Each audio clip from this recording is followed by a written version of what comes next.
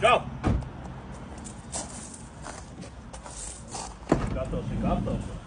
Šodien mēs esam ieradušies Tāls ielā 68. Mēs bijām atveduši ābolus. Mums suliņi izspiež gardu. Tagad piezvanīja, pateica, ka ir gatavs. Atbraucam pakaļ, skatīsimies.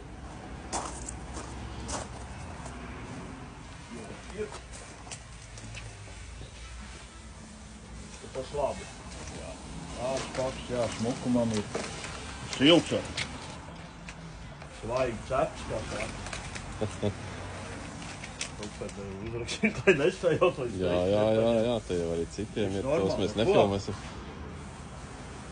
Tā, nu Venti, reku pagaršojam, ne? Jā.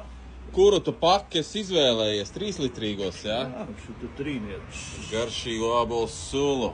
Pēc kam lielāk? Normāli tādu kompaktu.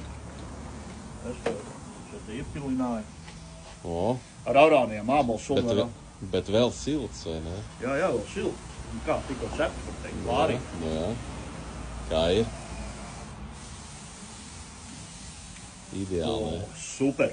Ideāli. Vienmēr ir garšojis dabīgas sulas, kas saka, vitamīni, tā tālāk. Tā kā iesakam jums, iesakam. Jā, Tāls ielā 68 tukums.